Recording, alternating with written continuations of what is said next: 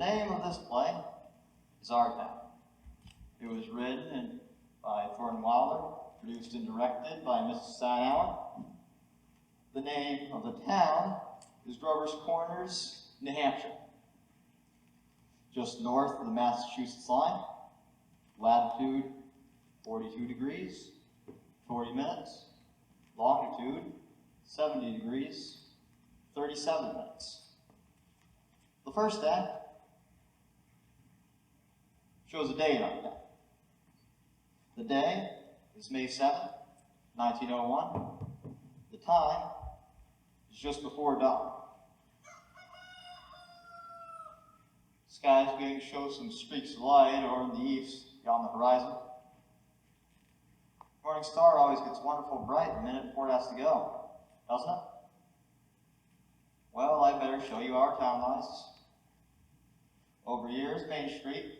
Beyond that is the railroad. Tracks go that way.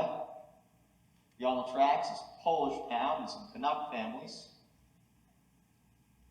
Down here is the Congregational Church. Across the street's Presbyterian. Up there's the Methodist and Unitarian. Baptist Church is down the hollow. Catholic Church is beyond the tracks. Up here is the town hall and post office combined. Jail's in the basement. Brian once made a speech from these very steps. Along here's a row of stores, complete with hitching posts for the horses. First automobile is going to come through town in a few years. Owned by Banker Cartwright, our richest citizen. Lives up in a big white house on the hill. Along here is the grocery store and Mr. Morgan's drugstore.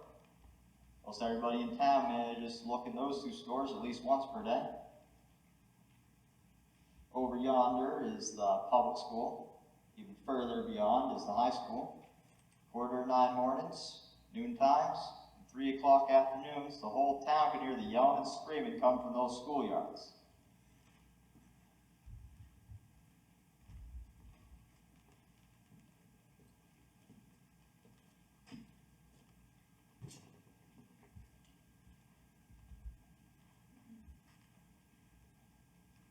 This here is Doc Gibbs' house.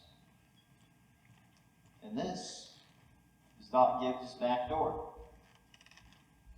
And here's some scenery, for those of you who think we gotta have scenery. This is Mrs. Gibbs' garden. It's got corn, peas, beans, hollyhock, heliotrope, and a lot of burdock.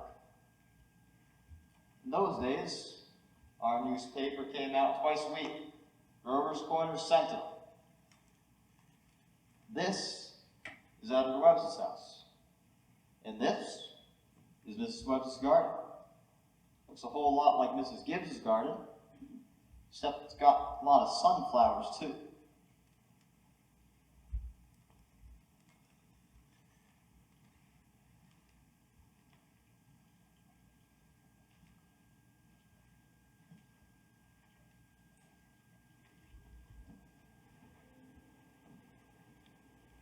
Nice town, you know what I mean? No very remarkable ever came out of it, as far as we know. The earliest tombstones in the cemetery up there, say 1670 through 1680. There's Rovers and Cartwrights and Gibbses and Herseys, same names around here now. Well, as I said, it's about dawn. The only lights on in town are in a cottage over by the tracks, where Polish mothers just had twins, and in the Joe Crowell house, where Joe Jr. is getting up so as to deliver the paper, and in the depot, where Shorty Hawkins is getting ready to flag the 545 for Boston.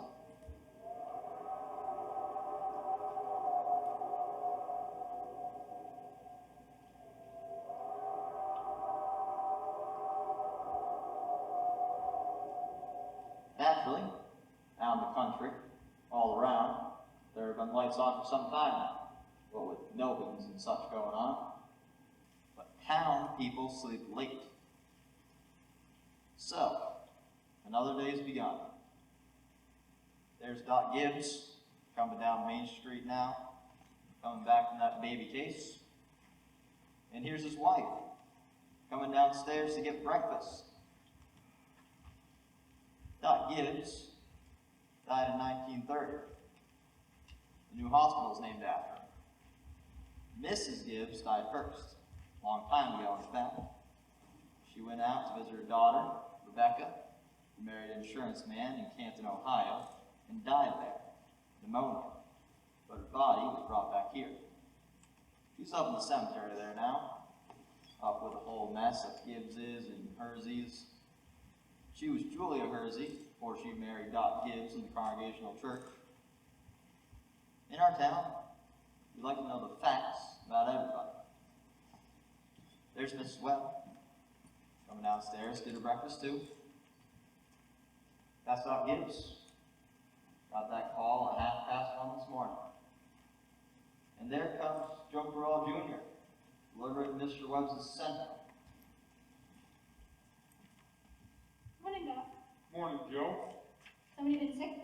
No, just a pair of twins born over in Polish Town. Would you like the paper now? Yeah, I'll take it. Anything serious going on in the world since Wednesday? Yes, sir. My school teacher, Miss Foster, is getting married to a fellow over at Concord. I declare. How do you boys feel about that? Well, it's none of my business, but I think if someone starts out to be a teacher, she ought to stay one. How's your knee, Joe? Fine, Doc. I don't think of it like you said. It always tells me when it's going to rain. What's it telling you today? Gonna rain? No, sir. Sure? Yes, sir. You ever made a mistake? No, sir. I want to tell you something about that boy, Joe Burrell over there. Joe was awful bright. Graduated from high school here, had his class. So we got a scholarship to Massachusetts Tech. Graduated head of his class there, too. It was all written up in the papers. Going to be a great engineer, Joe was. Then the war broke out, and Joe died in France. All that education for nothing. Giddy up, Bessie. What's the matter with you today? Here comes Howie Newsom, delivering the milk. Morning, Doc. Morning, Howie. Somebody sick? No, just a pair of twins born over to Miss G. Twins, eh? This town's getting bigger every year. Is it gonna rain, Howie? No, fine day. That'll burn through. Come on, Bessie. Hello, Bessie. How old is she, Howie? Going on 17. Bessie's all mixed up about the root ever since the Lockharts stopped taking their quarter milk every day. Wants to leave in the court just the same. Keeps scolding me the whole trip. Morning, Howie. Morning, Mrs. Gibbs. Doc's just coming down the street. Is he now? You're a little late today. Yeah, something went wrong with the separator. Don't know what it was. Doc. Howie. Children, it's time to get up for school. Come on, Bessie. George, Rebecca, you'll be late. Everything all right, Frank? Yes, I declare. Easy as kittens. Well, they can be ready in a minute. Sit down, have your coffee. You get a few hours of sleep this morning, will you? Miss Wentworth's coming at 11. Guess I know what it's about, too. Her stomach ain't what it ought to be. I told you, you won't get any more than 3 hours of sleep, Frank Gibbs, not 3 hours, and I don't know what's going to become of you. You really need to get away and take a good rest. I think it will do you good. Emily, it's time to get out. Wally, it's 7 o'clock. I declare, you've got to say something to George. He's just been different these days. He just can't do anything for me. He doesn't even chop wood for me anymore. Is he sassy to you? No, he just whines. All he can talk about is baseball. I declare, I don't know. George, Rebecca, you'll be late for school.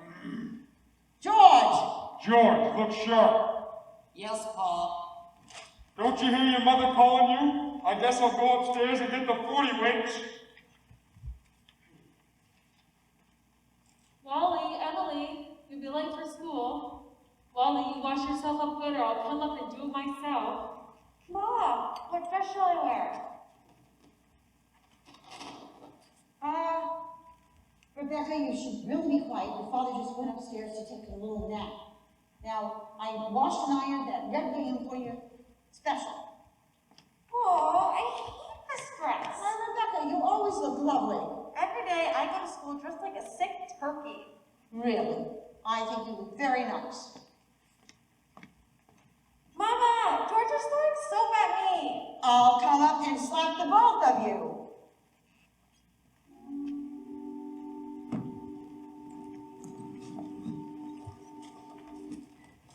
We got a factory in our town too.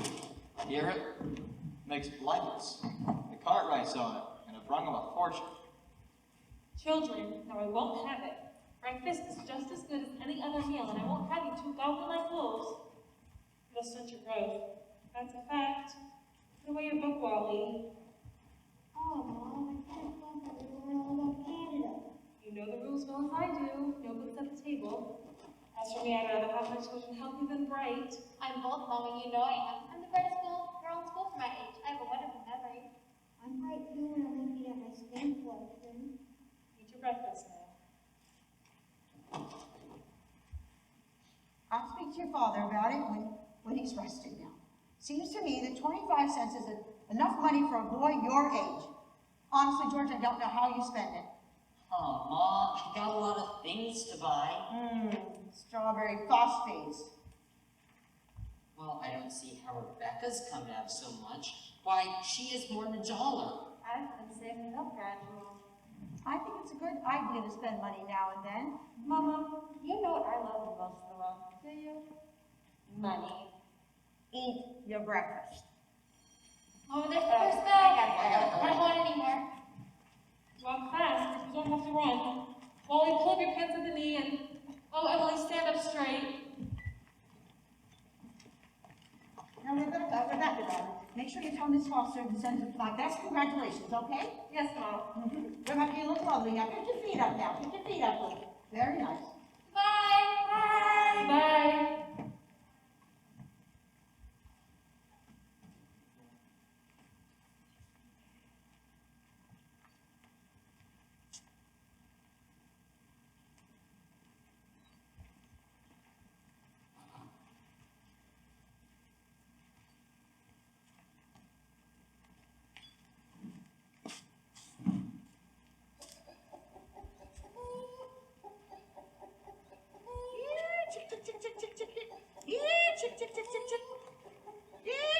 Now go away. Get down here. Come on. Fight. That's all you do.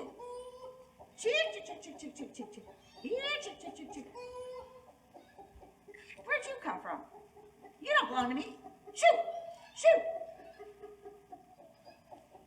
Morning, Myrtle. Morning. How's your cold, love? Well, I still get that tickling feeling in my throat. I told Charles that I was go to choir practice tonight. Wouldn't be any use. Did you try sing over your voice? Yes, but every time I can't manage to stay on the key. While in Weston, I thought I'd drink some of these beans. Let me come and help you. Sure. Okay, give me the bowl. Beans have been good this year. I just have to put 40 quarts if it kills me. The children say they hate them, but I know the safe to get them done all winter.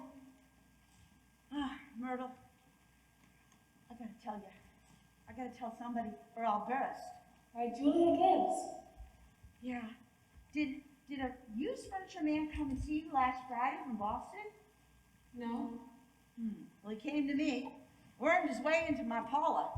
I thought he was a patient for Dr. Gibbs, you know. But no, he came right in. And Myrtle, he offered me $350 for Grandma Wilcox's high boy. He did. Why, Julia Gibbs. Yeah, he did all right. And it was so big. That high boy is so big. I didn't know what to do with it. I almost gave it to my cousin, Hester. Well, you're going to take it, aren't you? I don't know.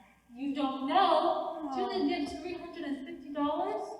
Yeah, I know. It's been my dream, you know, of my whole life to go to Paris, France. All I want to do is go to Paris, France. But, you know, I can't get Dr. Gibbs to do that. How does the doctor feel about it? Well, you know him. Haven't heard a serious word out of him since I've known him. No, he says leaving Grover's Corners just might make him discontented with it. You know, he says going and traipsing around like that. Oh no, going to the Civil War battlefields once a year is good enough for anybody. Well, Mr. Webb just admires the way Dr. Gibbs knows everything about the Civil War. Mr. Webb's a good man to give up Napoleon and move over to the Civil War, only Dr. Gibbs knowing everything about the Civil War just makes him despair. Yeah, it's a fact. It's a fact. Dr. Gibbs knows everything, especially Antietam and Gettysburg. Nothing like he likes to go there, you know? And he makes me walk around, and I walk around in every bush, and we pace it out, field by field, like we're gonna buy it.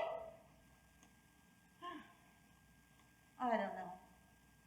Well, Julia, if that second-hand man's really serious about buying it, you sell it, and then you'll get to see Paris, all right?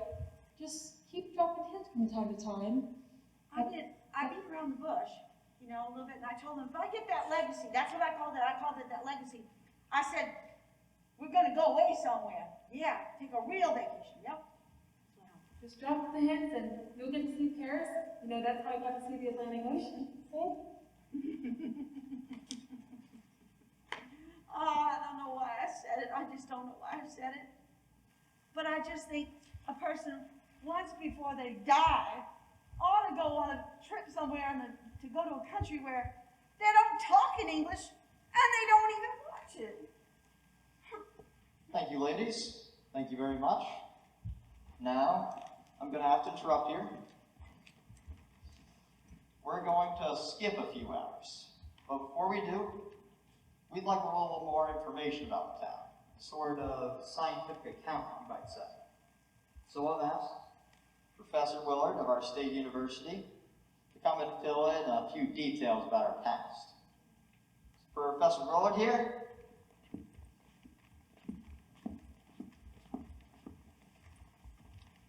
May I introduce Professor Willard of our state university. Please, just a few details, Professor. Our time is limited. Grover's Corners. Let me see. Grover's Corners lies west of stone granite of the Appalachian Range. I may say it's some of the oldest land in the world, and we are very proud of it. It lies on a shelf of Devonian basalt and crosses it with a Mesoic strip and some sandstone outcroppings. But that's all more recent. 200, 300 million years ago.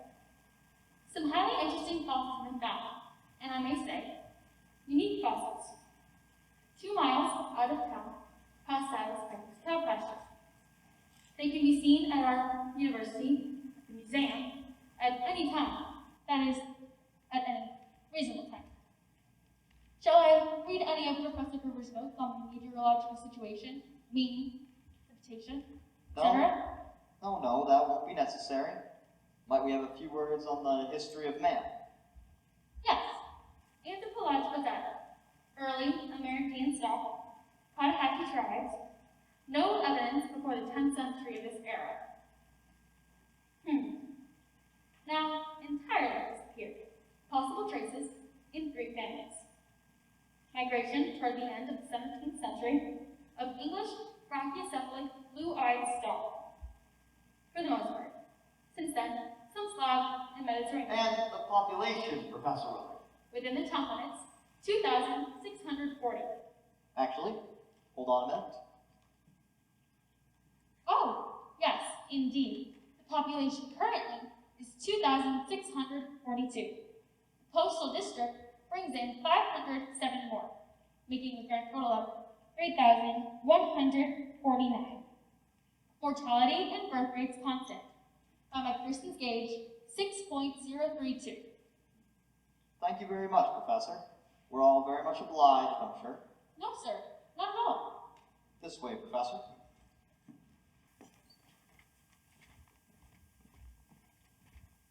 And now for the political and social report. Editor Webb.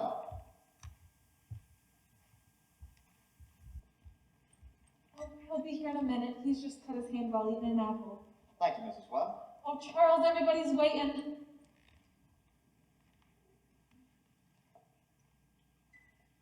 Ladies and gentlemen, Mr. Webb, editor and publisher of the Grover's Corner Center. Well, I don't have to tell you that we're run here by a board of selectmen.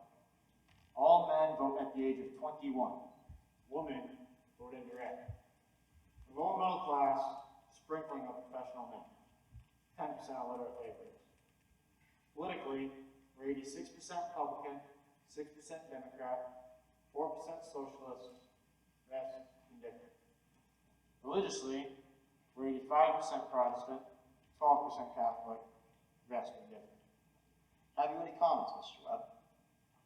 Very ordinary town, if you ask me. A little better behaved than most. Probably a lot duller. But our young people here seem to like it all. 90% of them graduated from high school, so they're right down here to live, even after they've been away to college. Now, does the audience have any questions for Mr. Webb about this town? Well, Mr. Webb, is there much drinking in Grover's Corners? Well, ma'am, I don't know what you call much. Saturday nights, the farmhands meet down at Ellery Greenhouse Stable in Collarstone. We've got one or two town drunks, but they're always having remorses every time the managers comes to town. No, ma'am, I'd say liquor ain't a regular thing in the home here, except in the medicine case. Right good for snake fight, you know? Always was. Is there no one in town aware of? Come forward, will you, where we can all hear you. Is there no one? Now, what were you saying? Is there no one in town aware of social injustice or industrial inequality? Oh yes, everybody is. Something terrible. Seems like everybody spends most of their time talking about who's rich and who's poor. Then why don't they do something about it? Well, I don't know.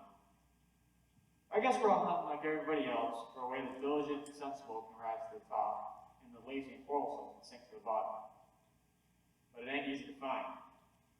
Meanwhile, we do all we can to help those that can't help themselves, and those that can, well, we leave alone. Are there any other questions?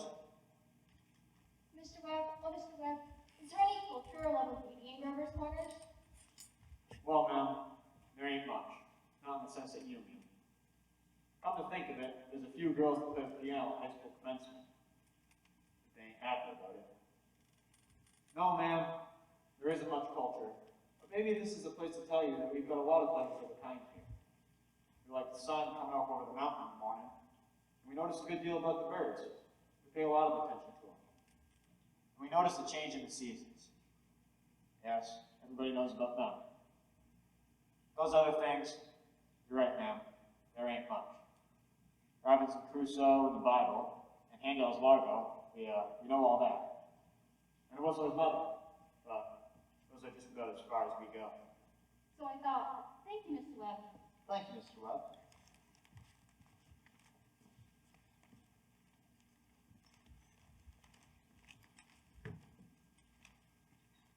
Now, it's early afternoon. All 2,642 have had their dinners and all the dishes have been washed. There's an early afternoon calm in our town. You all remember what it's like? Not too many buggies on Main Street. All the horses sleep in the hitching posts. A buzzing and a humming coming from the schoolyards. Doc Gibbs has been in his office, tapping people and making them say, ah. Over there, Mr. Webb's mowing his lawn. 1 man in 10 thinks it's a privilege to push his own lawnmower. Oh, no, I was wrong. There's the children coming down Main Street now. I can't, Lois. I've got to go home and help my mother. I promise. Emily Watson, who do you think you are today? Papa, you're terrible. One minute you tell me to stand up straight, and the next minute you call me names. I just don't listen to you. Golly, I never got a kiss from such a great lady.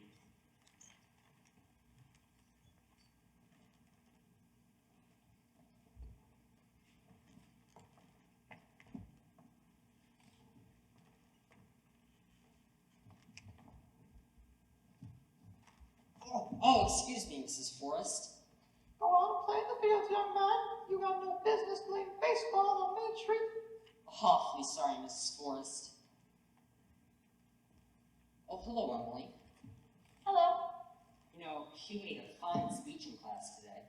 Well, I was really ready to make a speech about the memory doctor, but at the last minute, Miss Corcoran made me talk about the Louisiana Purchase instead. I worked an awful long time in both of them. Gee, you know, it's funny, Emily. From my window up there, I can just see your headlights when you're working on your homework over in your room. Why, can't you? Gosh, you certainly do stick to it, Emily. I don't see how you can sit still that long. Guess you like school. Well, I always feel it's something you have to go through. Yeah, I don't mind it, really. It passes the time. yeah. See, Emily, what do you think? We might work out a kind of telegraph from your window to mine. Every once in a while, you could give me a hint or two about one of those algebra problems. Oh, I don't mean the answers, Emily. Of course not. Just some little hint. Oh, I think hints are allowed. So if you get stumped or if you whistle to me, and I'll give you some hints. Emily, you're just naturally bright, I guess. I figure that it's just the way a person's born. Yeah, but you see, I'm going to be a farmer. My Uncle Luke says whenever I'm ready, I can go out and work on his farm. And if I'm any good, I can gradually just have it. You mean the house and everything? Yeah. Well, thanks. I better be getting out to the baseball field. Thanks for the talk, Emily. Good afternoon, Mrs. Webb. Good afternoon, George. So long, Emily. So long, George. Emily, come over here and help me string some of these beans for the winter. George Gibbs let himself have a real conversation, didn't he? Why, he's grown up. How old would George be now? I don't know. Well, he must be almost 16. Mama, I made a speech in class today and I was very good. You must have said it for your father at supper. What was it about? The Louisiana Purchase, it was like silk off spool. I'm going to make speeches all my life. Mama, are these big enough? Try and get them a little bigger if you can. Mama, will you answer me a question? Serious? Seriously, dear, not serious. Seriously, will you? Of course I will. Mama, am I good looking? Yes, of course you are. All of my children have got good features. I'd be ashamed if they hadn't. Mama, that's not what I mean. What I mean is, am I pretty? Yes, of course you are. You're pretty enough for all normal purposes. Now, I've never heard of such foolishness. Mama, you never tell me the truth about anything. I am telling you the truth. Mama, were you pretty? Yes, I was. I was the prettiest girl in town next to Mamie Cartwright. But Mama, you've got to say something about me. Am I pretty enough to get anybody? To get people interested in me? Oh, Emily, you make me tired. You have a pretty enough face for all normal purposes now. Come along and bring that with you. Oh, Mama, you're no help at all. Thank you, thank you. That'll do. We'll have to interrupt the end here. Thank you, Mrs. Webb. Thank you, Emily. We want some more information about this town. I think now is a good time to tell you that the Cartwright interests have begun building a new bank in Grover's Corners. Had to get the marble from Vermont, sorry to say. And they've asked a friend of mine what they should put in the cornerstone to be dug up 1,000 years from now. Naturally, they put in a copy of the New York Times and Mr. Webb's Sentinel. You know, we're interested in all this because some scientific fellas have found a way of coating all that reading matter with a glue, a silicate glue, that'll make it last 1,000, 2,000 years from now. Of course, they put in a copy of the Bible and the U.S. Constitution and a copy of some of William Shakespeare's plays. What do you say, folks? What do you think? You know, Babylon once had 2 million people in it, but all we know about is some copies of wheat contracts and the names of some of their kings, and some contracts for the sale of slaves. Yet, every night, those families came home for dinner, the father came home from work, and the smoke went up the chimney, just like it does here. And even in Greece and Rome, all we can make out of the real lives of the people is what we can decipher from the joking poems and the comedies written for the theater back then. So, I'm having a copy of this play put in the cornerstone for people 1,000 years to read from now. That way, we'll have a few simple facts about us, more than the Treaty of Versailles, the Lindbergh Flight. See what I mean? So, people 1,000 years from now. This is the way we were in our growing up, in our living, in our marrying, and in our dying.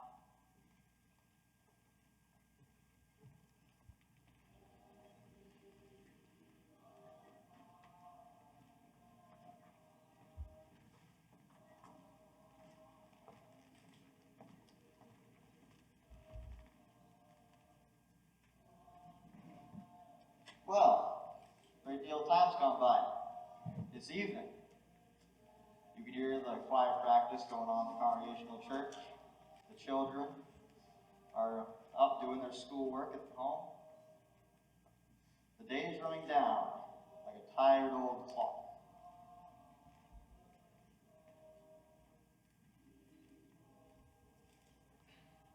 Now listen here, everybody. Music come into the world to give pleasure. Softer, softer. Get it out of your heads that music's only good when it's loud. You leave loudness to the Methodists. Couldn't beat them, even if you wanted to. Now again, Altos. Emily. Emily. Hello? Hello. I can't work at all. The moonlight's so terrible. Emily, did you get the third problem? Which? The third. Why, yes, George. It's the easiest of them all. Emily, I don't see it. Can you give me a hint? I'll tell you one thing. The answer's in yards. In yards? How do you mean? In square yards. Oh, in square yards. Yes, George, don't you see? Yeah. In square yards of wallpaper. Wallpaper, right, yeah, I see that now. Thanks a lot, Emily. You're welcome. My eyes at the moonlight, terrible. And choir practice going on. I think if you hold your breath, you can hear the train all the way to Pontoon. Hear it?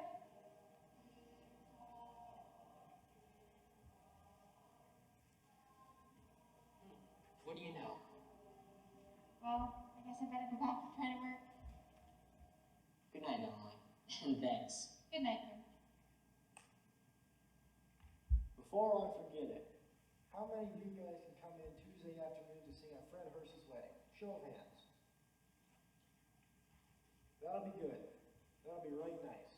We'll do the same music we did at Jane Trowbridge's last month. Now we'll sing Art Thou Weary, Art Thou Languid. It's a question, ladies and gentlemen. Make it talk.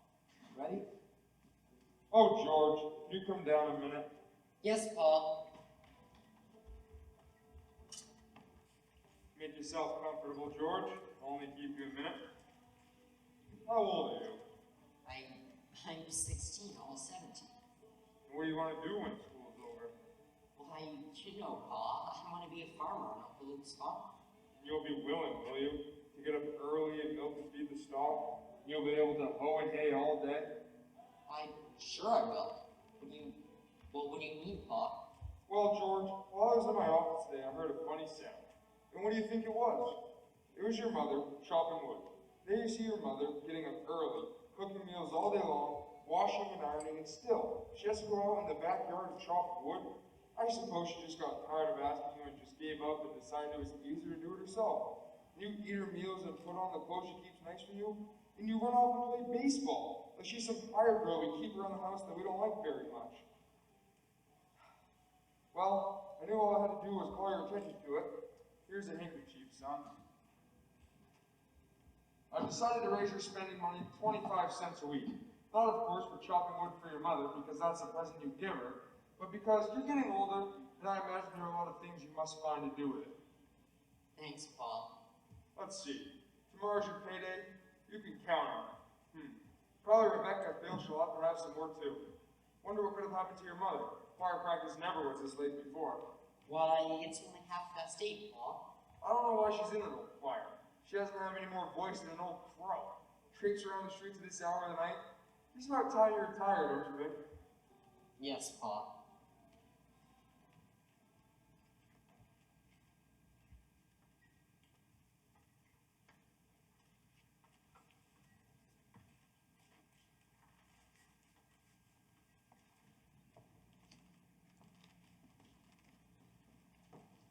to park there the next, Mr. Foster. I'll tell Mr. Webb. I know he'll want to put it in the paper. Why? It's awful late. Good night, Irma. Good night. Real nice bar practice, don't you think? Wasn't it? Yeah. Look at that moon, will you? Tisk, tisk, tisk. Potato weather, for sure. Naturally, I don't want to say a word about it in front of those others. But now that we're alone, really, it's the worst scandal that was ever in this town. What? Simon Stinson. What? No. But Julia, to have the organist of a church drink and drunk year after year.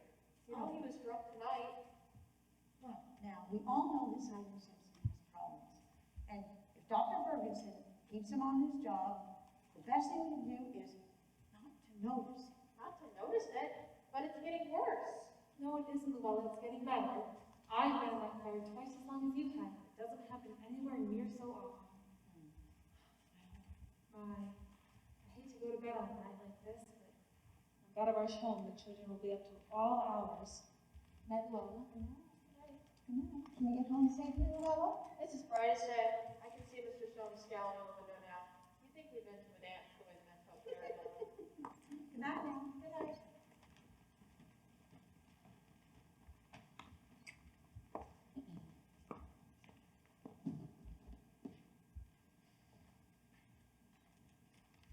Well, we had a real nice time. You're late enough. Oh, Frank. Not any later than usual. And you stopping at the corner to gossip with a bunch of hens? Now, Frank, don't be so grouchy. Come on, come outside and smell the heliotrope by the moonlight, okay?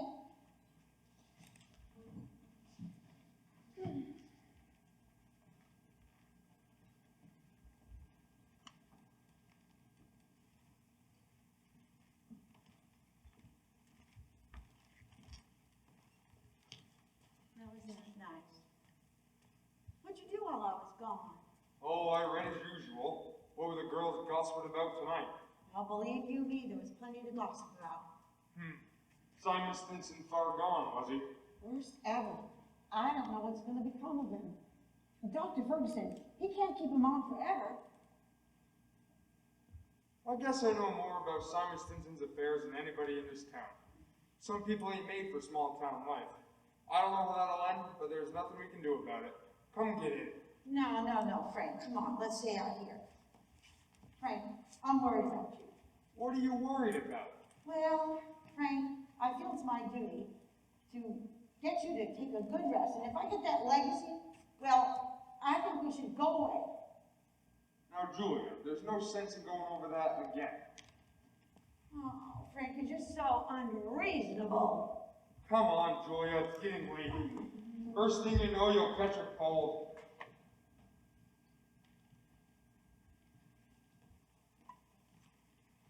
Oh, Frank. I gave George a piece of my mind tonight. Reckon you'll have your wood chopped for a while anyway.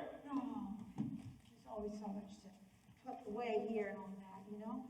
You know, Frank, the Newsoms, they are locking their front door on the other side of town now. They're all getting citified, that's the trouble with them. They ain't got anything fit to burgle and everybody knows it. Oh, dear, look. Oh, Rebecca, oh, get out, Rebecca. You're always spoiling everything. Well, let me look just a minute. Well, use your own I window. did, but there's no moon there. George, you're right, I think the moon's getting nearer and nearer, and there'll be a big explosion. Rebecca, I don't know anything.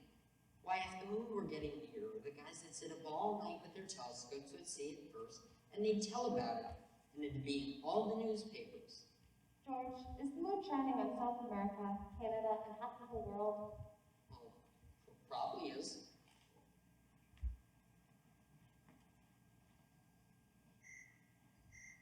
On 30. Most of the lights in town around. Oh, no, wait. There's Constable Warren, checking the doors on Main Street. And there's Editor Webb, after putting his newspaper to bed. Good evening, Billy. Good evening, Mr. Webb. White of moon. Yep. All quiet tonight. Simon Stimson's rolling around a little. Just saw his wife moving There he is now. Good evening, Simon. Most of the town settled down for the night pretty well. Good evening. Yes, most of the town settled down for the night pretty well, Simon. Guess we better do the same. Walk along the ways with you? Well, good night, Simon.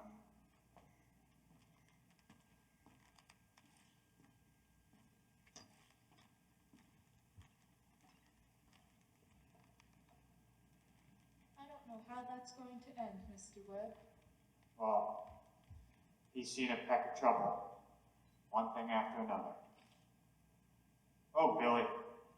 If you ever see my boy smoking cigarettes, just give him a word, will you? He thinks a lot of you, Billy. I don't think he smokes no cigarettes, Mr. Webb. Leastways not more than 2 or 3 a year. Well, I hope not. Good night, Billy. Good night, Mr. Webb.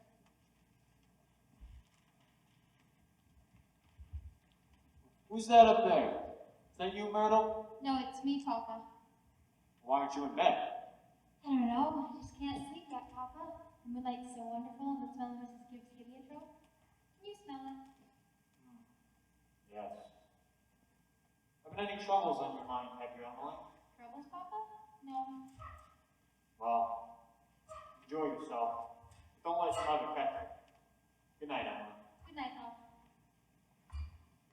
I never told you about that letter Jane Crawford brought from her minister when she was sick. He wrote Jane a letter, and on the envelope it said this.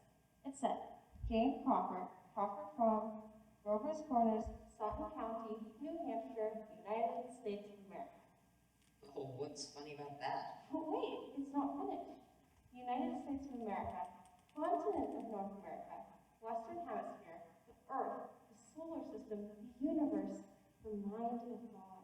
That's what they said on the envelope. What do you know? And the postman brought it just the same. What do you know? That's the end of the first act, friends. You can go and smoke now. Those that smoke.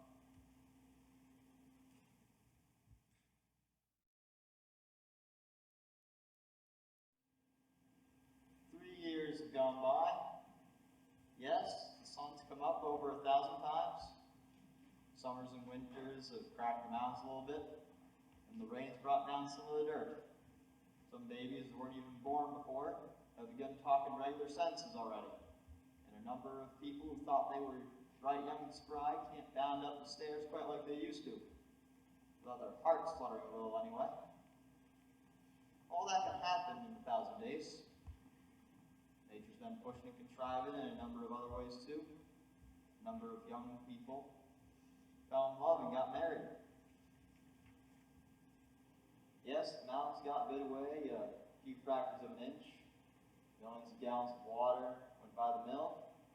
And here and there, a new home was set up under a roof. Most everybody in the world gets married. You know what I mean? In our town, there aren't hardly any exceptions. Almost everybody in the world climbs into their graves married. The first act was called daily life. The second act is called love and marriage. There's another act after this one. I don't think I need to tell you what that one's going to be about. So, it's 3 years later. It's 1904. It's July 7th, just after high school commencement. That's when most of our young people jump up and get married. As soon as they've passed their last examinations in solid geometry and Cicero's orations, looks like they suddenly feel themselves fit to be married. It's early morning. Only this time, it's been raining. It's been pouring and thundering. Mrs. Gibbs' garden and Mrs. Webb's there, drenched. All those pea vines and bean poles, drenched. All yesterday, the rain being blowing along Main Street looks like curtains being tugged along. May begin again here any minute. There, you can hear the 545 from Boston.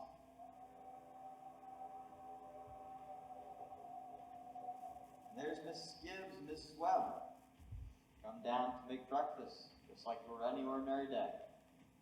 I don't have to tell the woman in my audience. Both of these ladies that they see before them cook 3 meals a day, one for 20 and the other for 40 years, and no summer vacation. They wash, clean the house, brought up 2 children apiece, and never a nervous breakdown. It's like what one of those Middle West poets used to say. You gotta love life to have life. You gotta have life to love life. It's what they call a vicious circle. Giddy up, Bessie. Here comes Howie Newsom, delivering the milk. And there's Sarah Correll, delivering the papers like her brother before her. Morning, Howie. Morning, Sarah. Anything in the papers out now? Nothing much.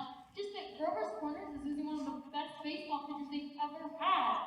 George Gibbs. Reckon he is. He could hit and run bases, too. Yep, mighty fine ball player. Whoa, Bessie. Guess I can stop and talk if I mind to. I just don't understand how he could give up such a thing like that just to go and get married.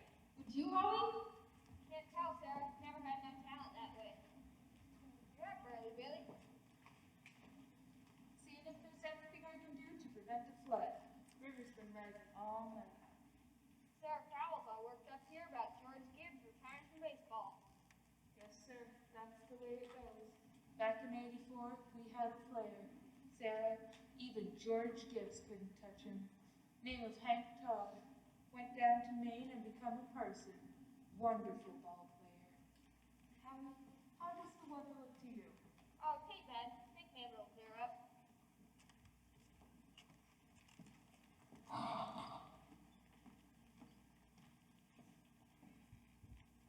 Morning, Howie. Think it'll stop raining? No.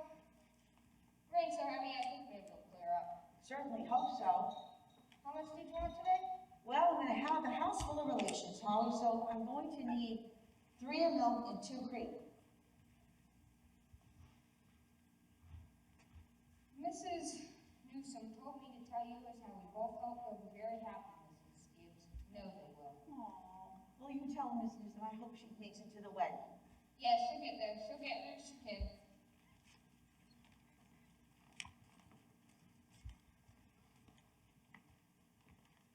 Good morning, Mr. Newsom. I know that I asked for 4 quarts, but I hope you can spare me another one. Yes, ma'am. Is it 2 of cream? Will it rain today, Mr. Newsom? I was just saying Mrs. Gibbs is how I think it may lighten up. Mrs. Newsom told me to tell you as how we both hope they'll be very happy, Mrs. Webb. No, they will. Thank you. And thank Mrs. Newsom. We're counting on seeing you two at the wedding. Yes, we'll get there. Couldn't miss that. Come on, Bessie.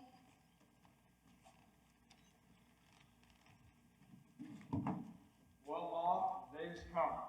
You're losing one of your chicks. Oh, Frank, don't say anything. I feel like crying.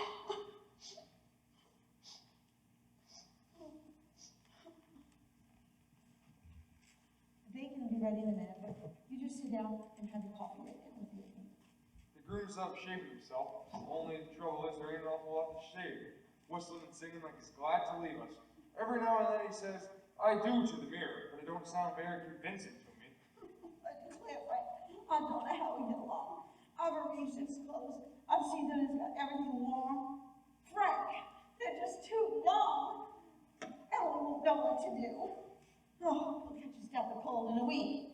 I was remembering my wedding morning, Julia. Oh, don't start that, Frank. I was the scaredest young fellow in the state of New Hampshire. I thought I made a mistake for sure. And when I saw you coming down that aisle, I thought you were the prettiest girl I had ever seen. The only trouble was I'd never seen you before. There I was in the Congregational Church marrying a total stranger. How do you think I felt, Frank? Weddings are awful things. They're farces, that's what they are.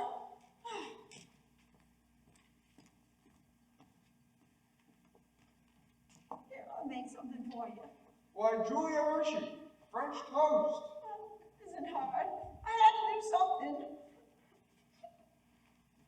How'd you sleep last night, Julia? Oh, I heard the hours struck off. Oh, Yes. I get a shock every time I think of George setting out to be a family man. That great gangling thing. I tell you, Julia, there's nothing in this world as awkward as a relation of a father and son. That's the darndest, awkwardest. Oh, well, mother and daughter ain't no picnic either. They'll have a lot of troubles, I suppose, but that's none of our business. Everybody has a right to their own troubles. I suppose people are meant to go through life two by two. Tain't natural to be lonesome. You know one of the things I was scared of when I married you? I was afraid we wouldn't have material for conversation that would last us more than a week. I was afraid we'd run out and eat our meals in silence. That's a fact. Well, you and I have been conversing for 20 years without any noticeable barren spells. Oh, did you hear Rebecca stirring upstairs? No, only a day of the year Rebecca ain't up managing everybody else's business. She's hiding in her room. I got the impression she's crying. Oh, my Lord, this has got to stop. Rebecca, come down and eat your breakfast. Well, good morning, everybody. Only 5 more hours to live. George, where do you think you're going? Why, I was just stepping across the grass to see my girl. You're not going anywhere with your overshoes on? It's raining torrents out there. Ma, it's just a step. Oh, I said, you need to sit down and you need to put your darn shoes on. You're going to catch a death of cold out there and you'll cough all the way through the wedding service. George, do as your mother tells you. From tomorrow on, in all kinds of weathers, you can do what you want. Well, you're in this house, you do what I say. Now, Miss Webb, she probably isn't used to having visitors at 7 o'clock in the morning. Here, let me get you some coffee. I'll be back in a minute.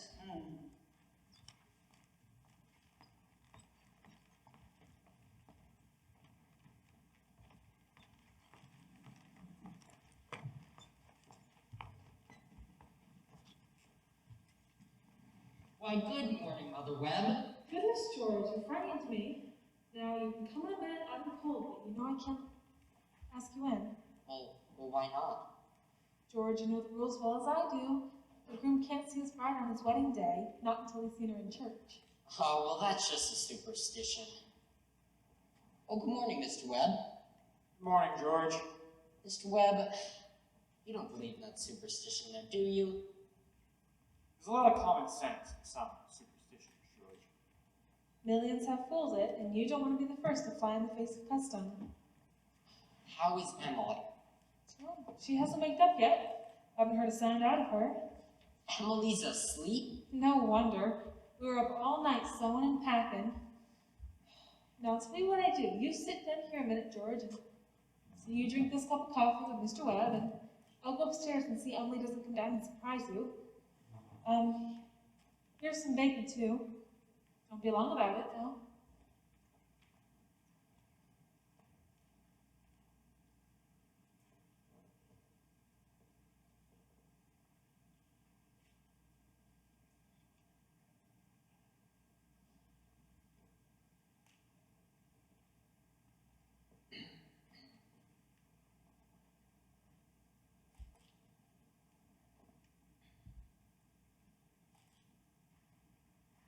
Well, George, how are you?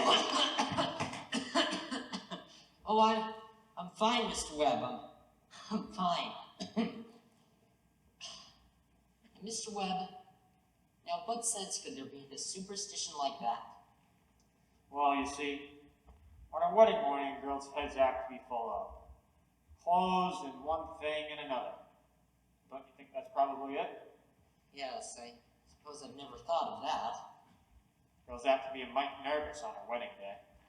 You know, I wish a fella could get married without marching up and down.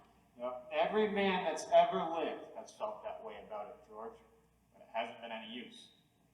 It's the woman folk who built up wedding, boy.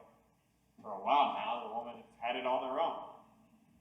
The man looks pretty small at a wedding, George. You know, all those good women standing shoulder to shoulder, making sure that knots tied in a mighty public way. Yeah, but you believe in it, don't you, Mr. Webb?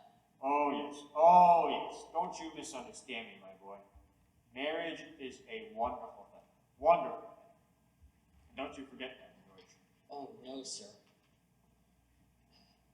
Mr. Webb, how old were you when you got married?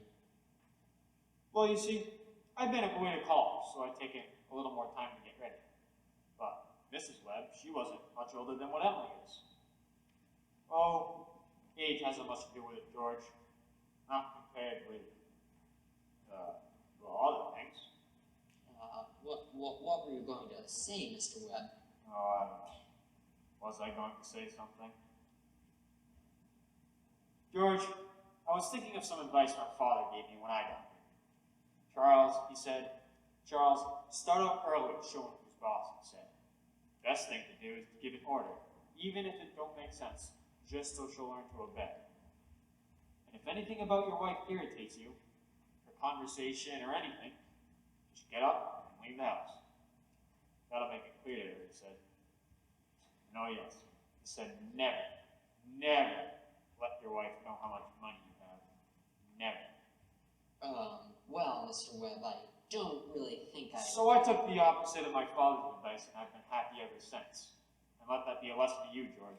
Never ask advice on personal matters. George, are you going to raise chickens on your farm? What? Are you going to raise chickens on your farm? Well, I mean, Uncle Luke's never been much interested, but you know, I thought I'd try and... A book came into my office the other day on the philo system of raising chickens. I want you to read it. I'm thinking of beginning in a small way in the backyard, and I'm going to put an incubator in the cellar. Oh, Charles, are you talking about that old incubator again? You know, I really thought you two would be talking about things worthwhile. Well, Myrtle, if you want to give the boys some good advice, I'll just go upstairs and leave you alone with them. Well, George, Emily's got to come downstairs and eat her breakfast, so she sends you her love, but she doesn't want to lay eyes on you. Goodbye. Bye. Myrtle, I guess you don't know about that older superstition. What do you mean? Since the cavemen, no bridegroom should see his father-in-law on the wedding day, or near it. Now remember that. Thank you very much, Mr. and Mrs. Webb. Now I have to interrupt again here. We want to know how all this began. This wedding, this plan to spend a lifetime together. I'm awfully interested in how big things like that begin. You all know how it is. You're 21 or 22, and you make a few decisions, and then whoosh, you're 70. You've been a lawyer for 50 years, and that white-haired woman at your side has eaten over 50,000 meals with you. How do such things begin? George and Emily are going to share with you now this conversation they had when they knew that they were, as the saying goes, meant for one another. But before they do, I want you all to try and remember what it was like to have been very young.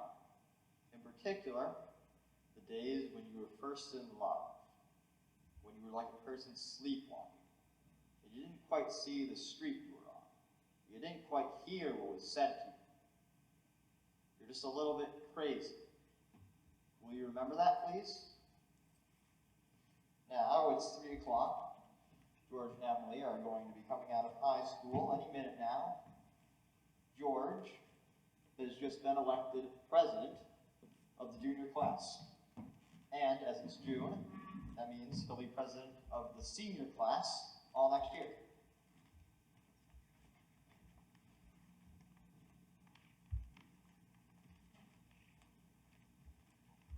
And Emily has just been elected secretary and treasurer. I don't need to tell you how important that is. Yep, there they are coming down Main Street now. I can't, Louise. I've got to go home. Goodbye. Oh, Ernestine, can you come over tonight and do Latin? Isn't that sister the worst thing? Tell your mother you have to. Goodbye. Goodbye, Helen. Goodbye, Fred. Can I carry your books home for you, Emily? Why, thank you. It isn't far. Oh, just 1 second. Say, Bob, if I'm a little late, start practice anyways, and give Herb some long high ones. Goodbye, Lizzie. Well, goodbye, Lizzie. No, I'm awfully glad you were elected too, Emily. Thank you. Emily, why are you mad at me? I'm not mad at you. Well, it just seems like you've been treating me so funny lately. Well, since you asked me, I might as well say it right out. George, oh, goodbye, Miss Corcoran. Goodbye, Miss Corcoran. What is it? I don't like the whole change that's come over you in this last year. Now, I'm sorry if this hurts your feelings, but I've got to tell the truth and shame the devil. Change? What do you mean? Well, up to a year ago, I used to like you a lot, and I used to watch you as you did everything, because we've been friends for so long. And then you began spending all your time at baseball, and you never stopped to speak to anybody anymore, not even to your own family you didn't. And George, it's a fact. You've got awful conceited and stuck up, and all the girls say so. You may not say so to your face, but that's what they say about you behind your back. And it hurts me to hear them say it, but I've got to agree with them a little. I'm sorry if this hurt your feelings, but I cannot be sorry I said it. Well, you know, I'm glad you said, Emily. Gosh, I never thought such a thing was happening to me. Guess it's hard for a fellow not to have faults creep into his character. I always expect a man to be perfect, and I think he should be. Oh, I don't think it's possible to be perfect, Emily. Well, my father is, and as far as I can see, your father is. There's no reason on earth why you shouldn't be too. Well, if anything, I actually think it's the other way around, that guys aren't naturally good, but girls are. Well, you might as well know right now that I'm not perfect. It's not as easy for a girl to be as perfect as a man. Well, we girls are more nervous. Now, I'm sorry I said all of that about you. I don't know what made me say it. I Emily. can see that it's not the truth at all, and I suddenly feel that it isn't important anyways. Emily, would you like to get, I don't know, maybe an ice cream soda or something, before you go home? Well, thank you. I would.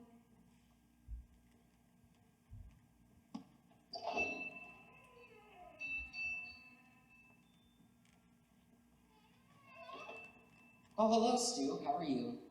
Oh, good afternoon, Mrs. Slocum. Hello, George. Hello, Emily. Well, yeah. Why, Emily, what are you crying about? She just got an awful scare, Mr. Morgan. Why, she almost got hit by that hardware store wagon. Everybody says that Tom Huckins drives like a madman. Well, now, you take a drink of water, Emily. You look all shook up. I tell you, you gotta look both ways before you cross Main Street these days. It's worse and worse every year. Now, what do you have? I'll have a strawberry glass bag. Thank you, Mr. Morgan. No. Have an ice cream soda with me, Emily. 2 strawberry ice cream sodas, Mr. Morgan. 2 strawberry ice cream sodas. Yes, sir. Yes, sir. There are 125 horses in Grover's Corners at this moment I speak to you. State inspector came through the other day. And now they're bringing in all these automobiles. Best thing to do is just stay home. Why, I remember when a dog could go to sleep in the middle of Main Street all day. Nothing come along to disturb it. Miss those days. Here they are. Enjoy it. Oh, Mrs. Smith, what can I do for you? They're so expensive. No, Emily, don't think of that. Why, we're celebrating our election. And do you know what else I'm celebrating? No. Why, I'm celebrating that I've got a friend who tells me all the things that ought to be told. George, please don't think of that. I don't know why I said it. It's not true. You're... No, Emily, no. You stick to it. I'm glad you spoke to me like you did. But you'll see. I'm gonna change so quick. You bet I'm gonna change. And Emily, I want to ask you a favor. What? Emily, if I go away to State Agricultural College next year, will you write me a letter every once in a while? I certainly will. I certainly will, George. Certainly seems like being away for years to get out of touch with things. Maybe Grover's Corners wouldn't be so interesting after a while. Grover's Corners isn't a very important place when you think of all New Hampshire. But I think it's a very nice town. The day wouldn't come when I wouldn't want to know everything that's going on here.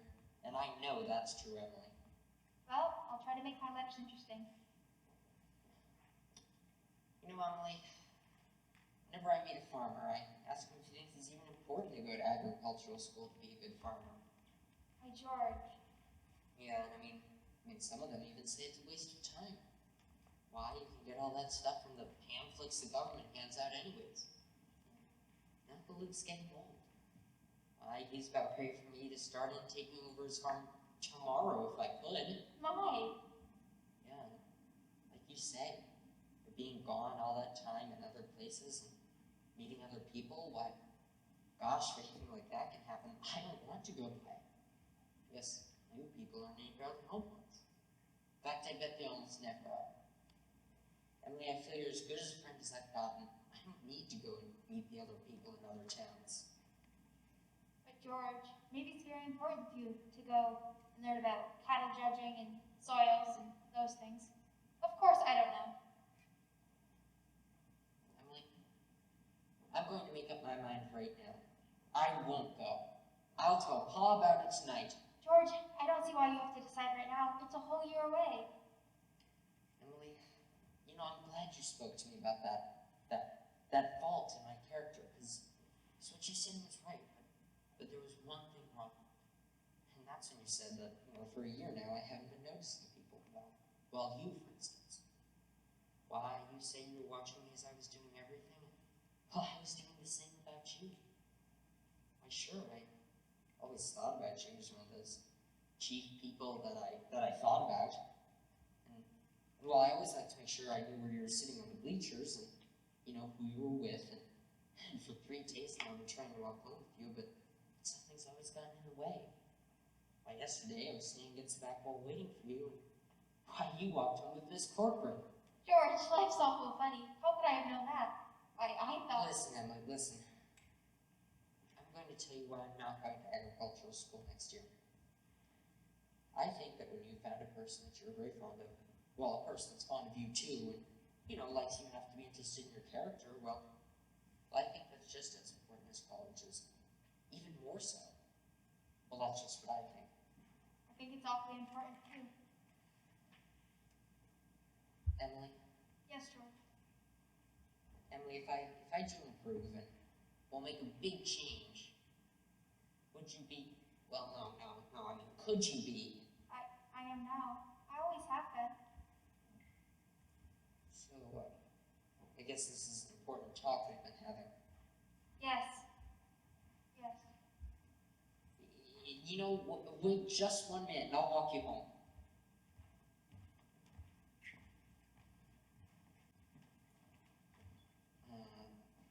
Mr. Morgan, I'm gonna have to go home and get you the money to pay for these. It'll only take me a minute. George Gibbs, are you telling me that you can't... Yes, Mr. Morgan, yes, but I had reasons. Look, here's my gold watch, and you can keep it until I come back with the money. Now, it's okay. Keep your watch. I trust you. I'll be back in 5 minutes, Mr. Morgan. I'll trust you 10 years, George, and not a minute more. Well now, got over all your shock, Emily? Yes, thank you, Mr. Morgan. It was nothing. All right, I'm ready.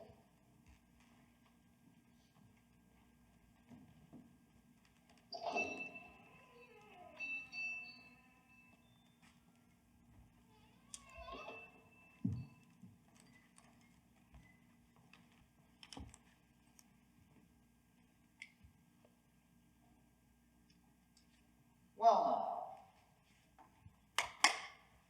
we can get on with the wedding.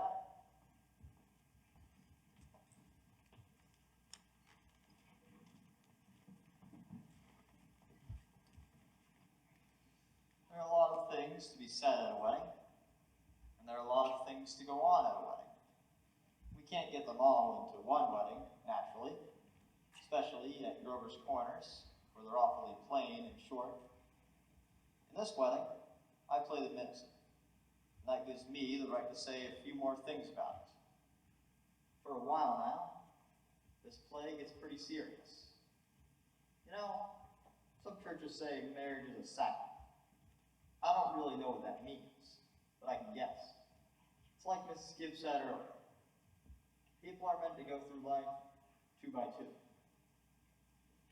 This is a good wedding, but even at good weddings, people are so put together that there's a lot of confusion deep down in people's minds.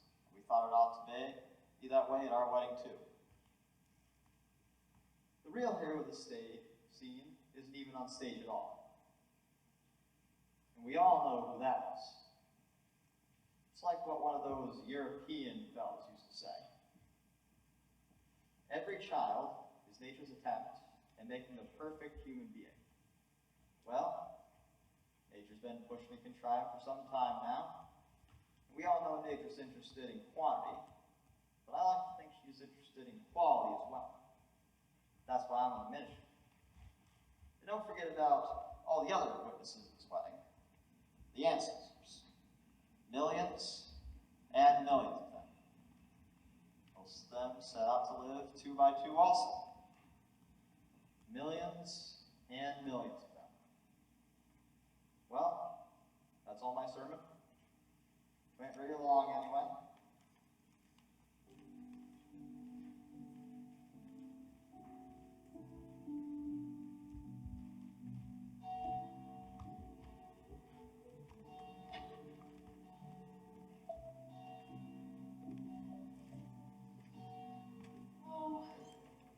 I don't know why on earth I should be crying.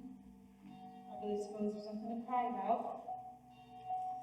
See, it came up when we had breakfast this morning. There was Emily sitting at the table, eating her breakfast that she's done for the past 17 years. But now, seeing she's going to eat it off from somebody else's kitchen, I suppose that's it. And Emily, she suddenly said, "Oh, I can't even have a mouthful." And she put her head down on the table, and she cried. Oh, I've got to say, there's just something downright cruel about sending our girls off into marriage this way.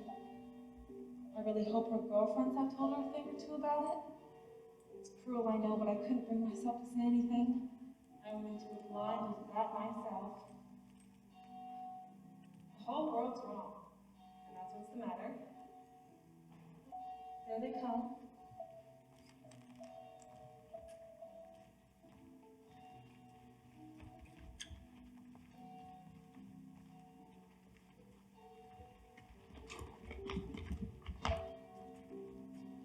Hey, George, how's Yow? Look at him, fellas. He looks scared to death. Yow! George, don't look so innocent, you old geezer. We know what you're thinking. Don't disgrace the team, big boy. All right, that'll do. That's enough of that. There used to be a lot of that sort of thing at weddings in the old days, Rome and later. We're more civilized now. So they say.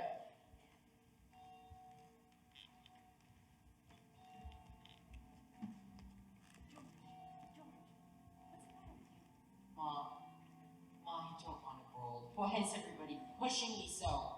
But you wanted it. No, Mom, no. Listen to me. You're a man now. Listen, Mom. For the last time I ask you. All I want to do is be a fellow, and I just... Shh. Anybody hear you? I'm ashamed of you, George. Well, where's Emily? Give me such a fright. Shut up, Mom. I'm getting married. Oh my gosh, trying to get my breath. Now, Mom, you save Thursday nights.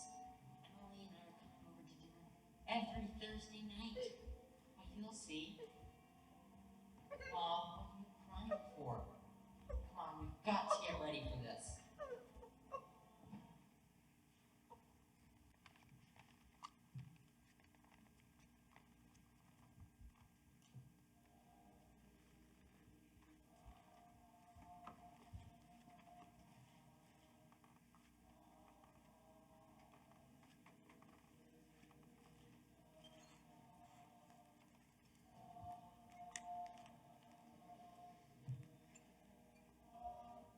I never felt so alone in my whole life, and George over there looking so... I hate him, I wish I were dead. Papa, Emily, now don't get upset. Papa, I don't want to get married. Shh, Emily, everything's alright. Why can't I stay for a while just as I am? Let's go away. No, Emily, now stop and think a minute. Don't you remember you used to say, all the time you used to say, all the time that I was your girl?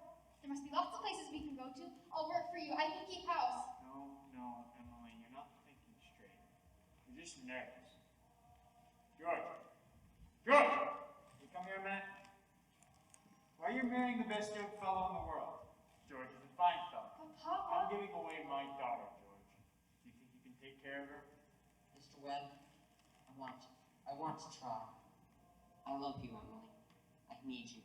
Well, if you love me, help me. I wanted someone to love me. I will, Emily. Emily, I'll try. And I mean forever. Be here forever and ever. Come, they're waiting for us. Now you know it'll be all right. Come quick.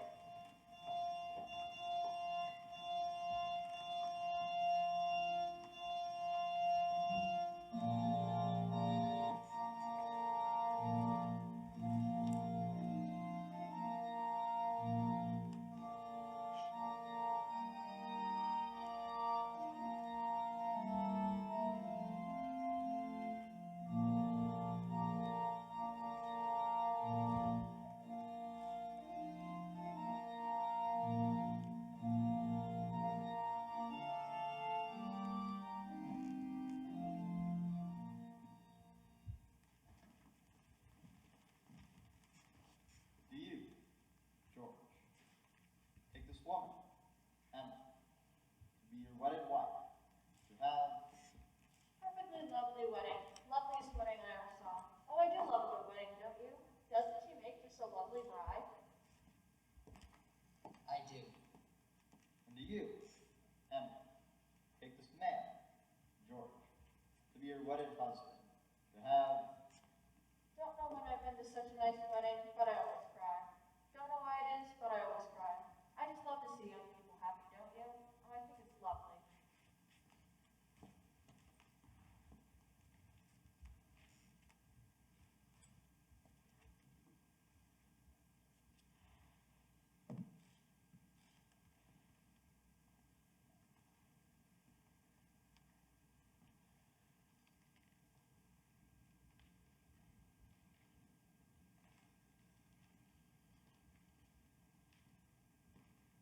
I've done over 200 weddings in my day. Do I believe in it? I don't know. And marries, and millions of them. The cottage, the go-kart, the Sunday afternoon drive from the Ford, the first rheumatism, the grandchildren, the second rheumatism, the deathbed, the reading of the will. Once in 1,000 times. It's interesting. Well, let's have Mendelssohn's wedding march.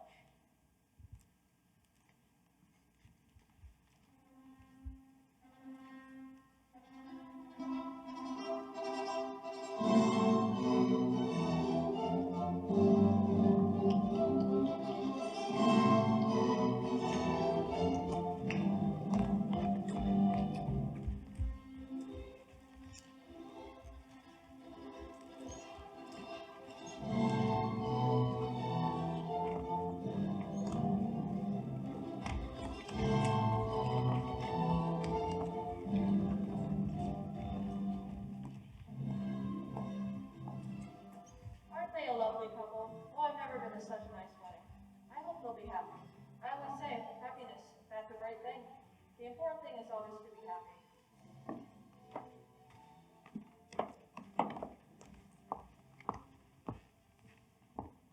That's all the second act, folks. 10 minutes intermission.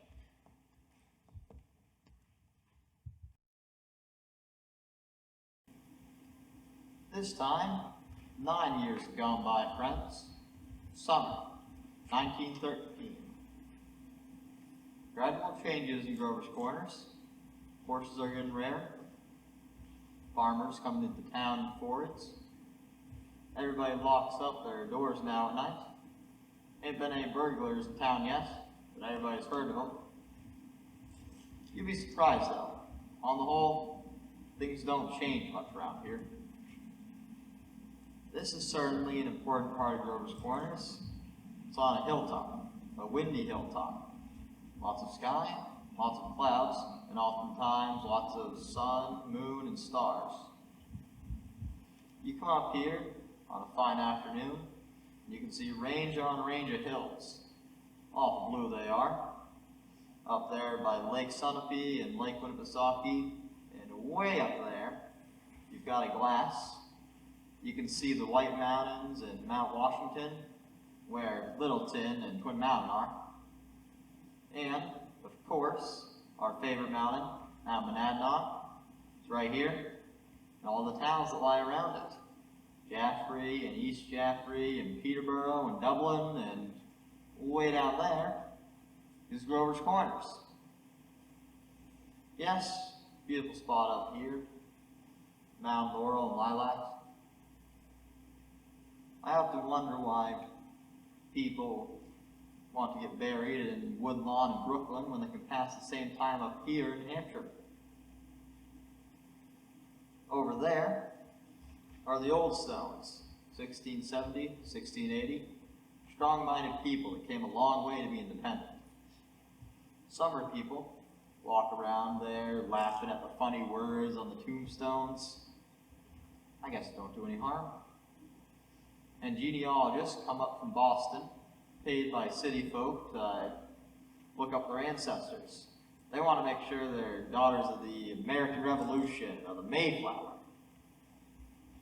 I guess it don't do anyone any harm either. Anywhere you come near the human race, there's layers and layers of nonsense. Over there are some Civil War veterans, iron flags in their graves, New Hampshire boys. Had a notion that the Union ought to be kept together, even though they'd never seen more than 50 miles of it themselves. All they knew is the name, the United States of America. The United States of America. And they went and died about it. This here is the new part of the cemetery. Here's your friend, Mrs. Gibbs. Let me see, this is Mr. Simpson, the organist at the Congregational Church. And there's Mrs. Solms, who enjoyed the wedding so, don't you remember? And there's Wallace Webb, who died on a camping trip with the Boy Scouts at Crawford Notch.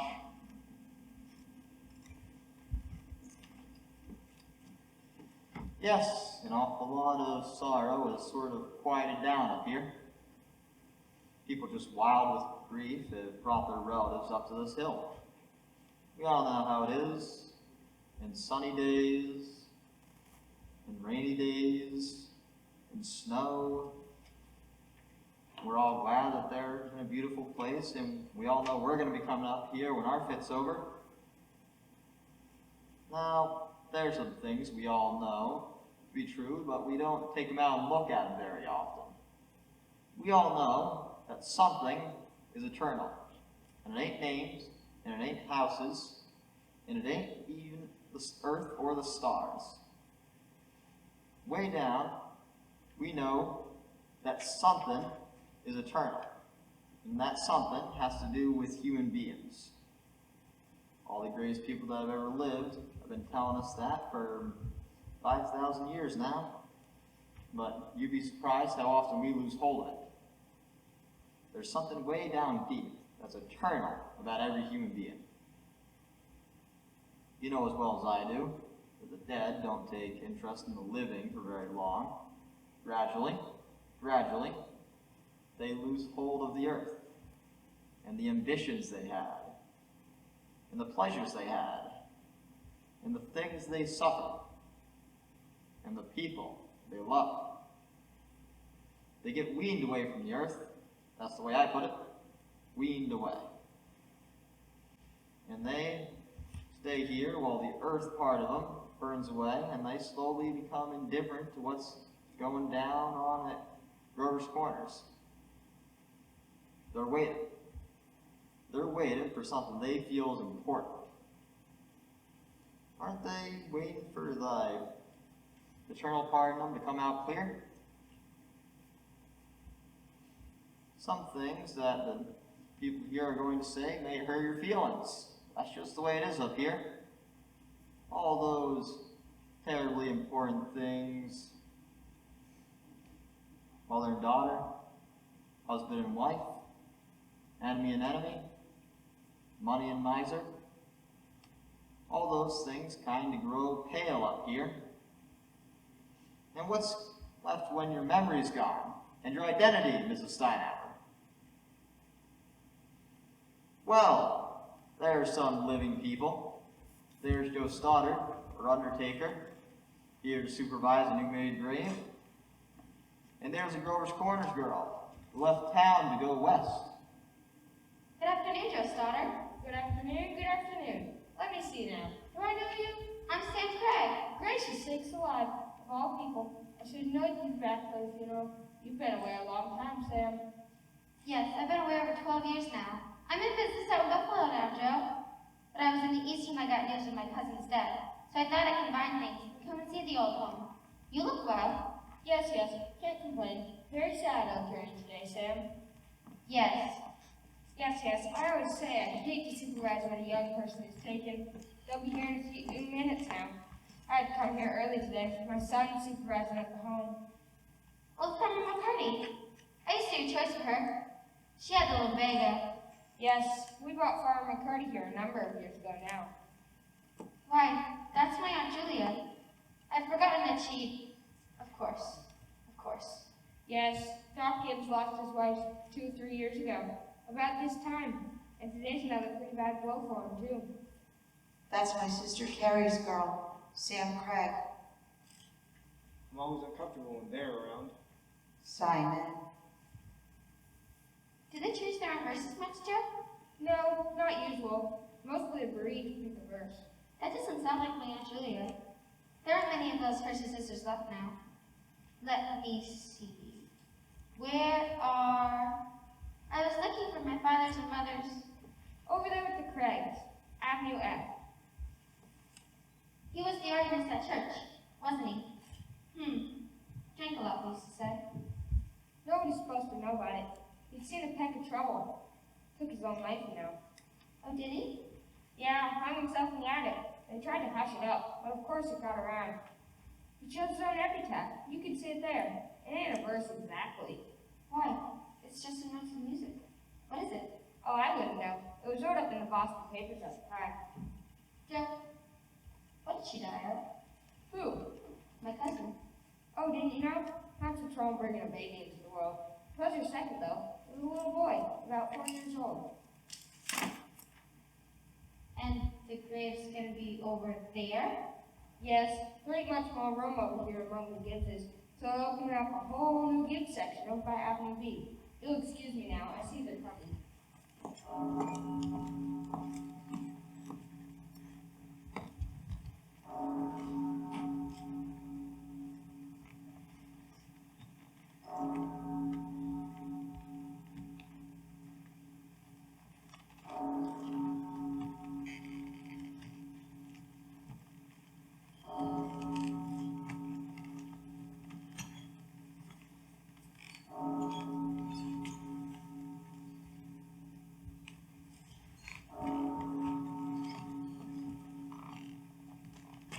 Who is it, Julia?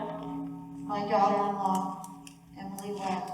Well, I declare, the road up here must have been awful money. What did you die of, Julia? In childbirth. Childbirth. I'd forgotten all about that. My, wasn't life awful and wonderful? Wonderful, was it? Simon. Now remember. I remember Emily's wedding. Wasn't it a lovely wedding? And I remember that class poem that she read at the graduation exercises. Emily was one of the brightest girls to ever graduate from high school. I've heard Principal Wilkins say so time after time. I called on them at their new farm just before I died. Perfectly lovely farm. It's on the same road we lived on. Yep, right smart farm. I always liked that hymn. I was hoping they'd sing a hymn.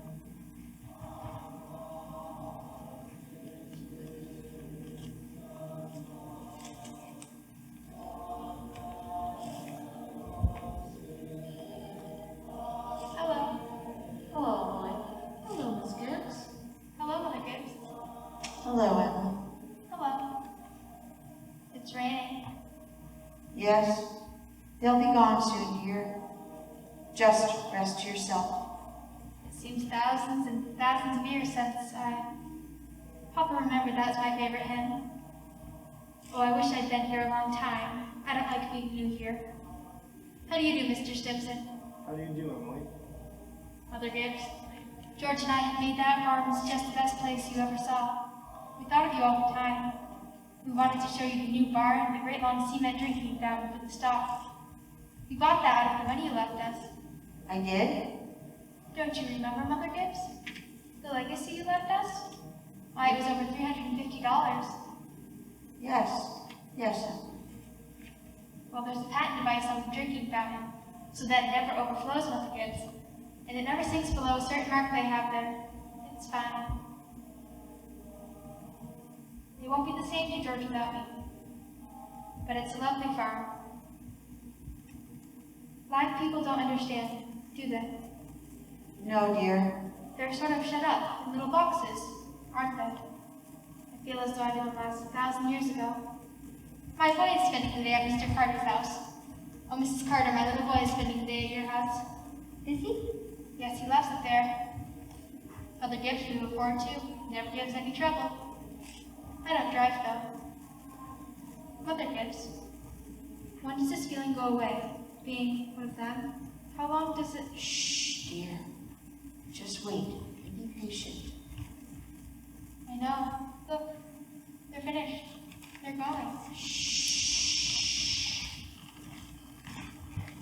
Look, Father Gibbs is bringing some of my flowers to you. He looks just like George, doesn't he? Mother Gibbs, I never realized before how troubled and how in the dark black persons are. Look at him.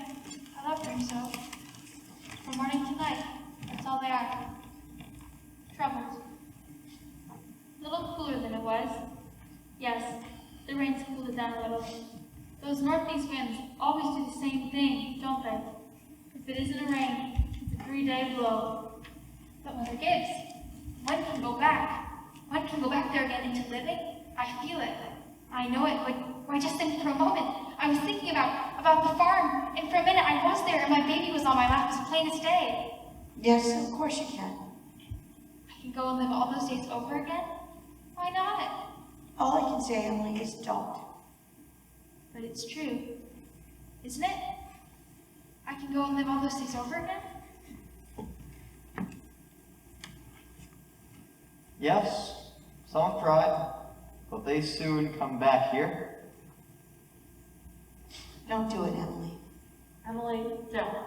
It's not what you think it'd be. But I won't live over a sad day. I'll choose a happy one. I'll choose the day I first knew that I loved George. Why should that be painful? You not only live it, but you watch yourself living it. Yes? And as you watch it, you see the thing that they, down there, never know. You see the future. You know what's going to happen afterwards. But is that painful? Why? That's not the only reason why you shouldn't do it, Emily. When you've been here long enough, you'll see that our life here is to forget all that, and to think only of what's ahead, and to be ready for what's ahead. When you've been here longer, you'll understand. But Mother Gibbs, how can I ever forget that life? It's all I know. It's all I had. Emily, it isn't wise. Really, it isn't. But it's a thing I must know for myself. I'll choose a happy day anyway. No, at least choose an unimportant day. Choose the least important day in your life. It will be important enough. Well, then it can't be since I was married, or since the baby was born. I can choose a birthday at least, can't I? I choose my 12th birthday. All right, February 11th, 1899. A Tuesday. Do you want any particular time of day? Oh, I want the whole day. We'll begin at dawn. It had been snowing for several days, if you remember, but it stopped the night before, and they had just begun clearing the roads. The sun's coming up.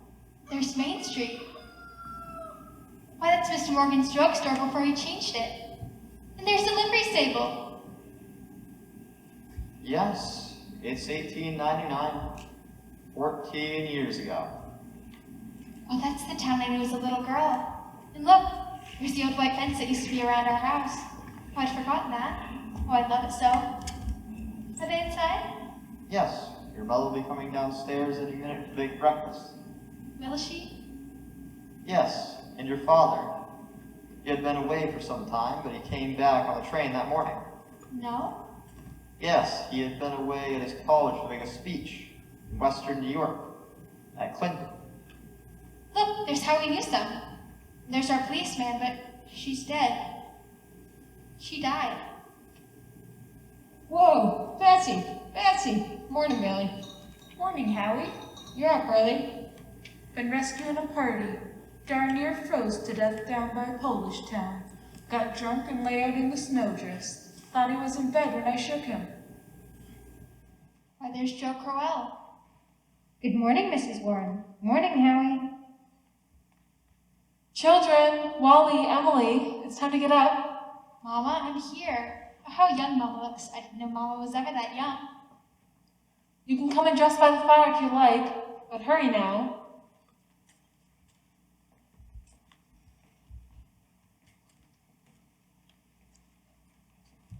Good morning, Mr. Newsom. Ooh, it's cold. I'm below my arm, Mrs. Webb. Think of it. Keep yourself wrapped up now.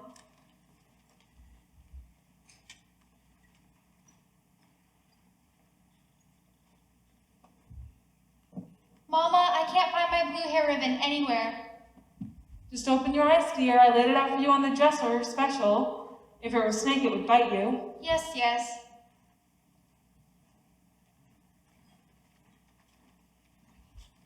Morning, Billy. Good morning, Mr. Webb. You're up early. Yes, just been back to my old college in New York State. Been any trouble here? Well, I was called up this morning to rescue a Polish fellow. Darn near froze to death he was. You must get it in the paper. Wasn't much. Papa.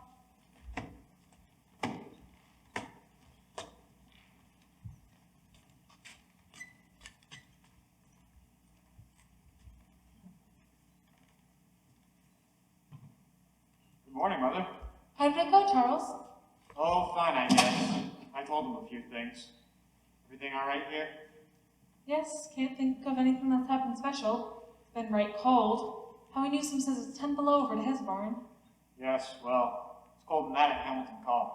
Students' ears are falling off. It ain't Christian. Paper have any mistakes on it? None that I noticed. The coffee's ready when you want it. Oh, and Charles, don't forget it's Emily's birthday. Did you remember to get her something? Yes, I've got something right here.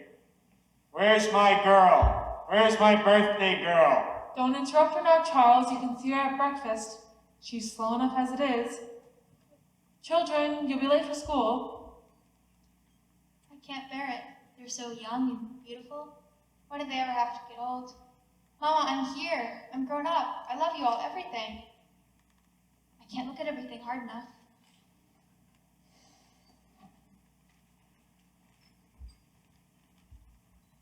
Good morning, Mama. Well, now, dear, a very happy birthday to my girl and many happy returns. There are some surprises for you on the kitchen table. Well, Mama, you shouldn't have. But birthday or no birthday, I want you to eat your breakfast good and slow. I want you to grow up to be a good, strong girl. That in the blue paper is from your Aunt Carrie, and I reckon you can guess who brought that postcard album. I found it on the doorstep this morning when I was bringing in the milk. George Gibbs. Must have come over in the cold pretty early. Right nice of him. Oh, George, I'd forgotten that. Eat that bacon good and slow. It'll keep you warm on a cold day. Oh, Mama, just look at me 1 minute as though you really saw me. Mama, 14 years have gone by. I'm dead. You're a grandmother, Mama. I married George Gibbs, Mama. Always said too, Mama, his appendix burst on a camping trip to North Conway. I felt just terrible about it, don't you remember? Now just for a moment. Mama, now we're all together. Just for a moment we're happy. Let's look at one another. And that in the yellow paper is something that I found in the attic among your grandmother's things. You're old enough to wear it now, and I thought you'd really like it. This is for me. Why, Mama, it's lovely and it's just what I wanted. It's beautiful. I hope you'd like it. Your Aunt Nora couldn't find one in Concord, so I had to send it all the way down to Boston. And Wally has something for you, too. He made it in manual training class, and he's awful proud of it, so you be sure to make a big fuss of it. And your father has something for you, too. Not sure what it is myself. Oh, he's coming now. Where's my girl? Where's my birthday girl? I can't go on. It goes so fast. We don't have time to look at one another. I never realized, so while it was going on, we never noticed. Take me back, up the hill to my grave. But first, wait. One more look. Goodbye. Goodbye, world. Goodbye, Grover's Corners. Mama and Papa. Goodbye to clocks ticking. And Mama's sunflowers. And food. And coffee. New iron dresses. And hot baths. Sleeping. And waking up. How words are too wonderful for anybody to realize you. Do any human beings ever realize life while they live it? Every minute? No. Saints and poets, they do stop. I'm ready to go back.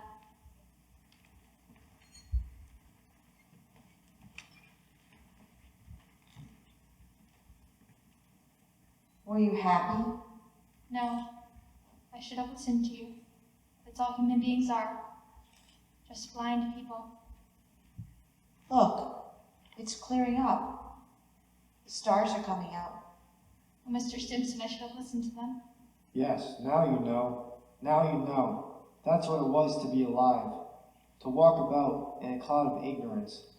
To go up and down, trampling on the feelings of those about you. To spend and waste time as though you had a million years. To be always at the mercy of one self-centered passion or another. Now you know. That's the happy existence you want to go back to. Ignorance and blindness. Oh, Simon Simpson, that ain't the whole truth, and you know it. Look at that star, Emily. I forget its name. My boy Joe was a sailor. Knew 'em all. He'd sit on the porch evenings and tell 'em all by name. Yes, sir. Wonderful. The stars mighty good company. Yes. Yes, 'tis. Here's one of them coming. That's funny. Ain't no time for one of them to be here. Goodness gracious. Mother Gibbs, it's George. Shh, dear. Just rest yourself. It's George. And my boy Joel, who knew the stars. He'd say it'd take 1,000,000 of years for that speck of light to get to the earth. It doesn't seem a body could believe it, but that's what he used to say. Millions of years. Goodness, that ain't no way to behave. You ought to be home. Mother Gibbs, Yes, Emily? they don't understand, do they? No, dear. They don't understand.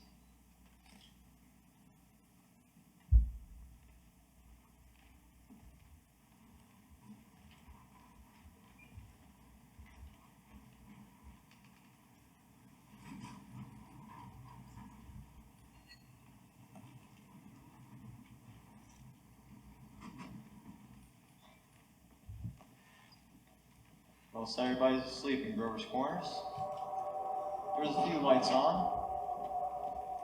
Down at the depot, Shorty Hawkins has just watched the Albany train go by. And down at the livery stable, somebody's setting up and talking. Yes, it's clear enough. There are the stars, doing their old crisscross tree in the sky. Scholars haven't settled the matter yet, but they seem to think there's no living matter up there. Just chalk. Or fire. Except this one's straining away. Straining away all the time to make something of itself. It strains so bad that every 16 hours, everybody has to sit down and get a rest. 11 o'clock in Grover's Corners. You get a good rest too. Good night.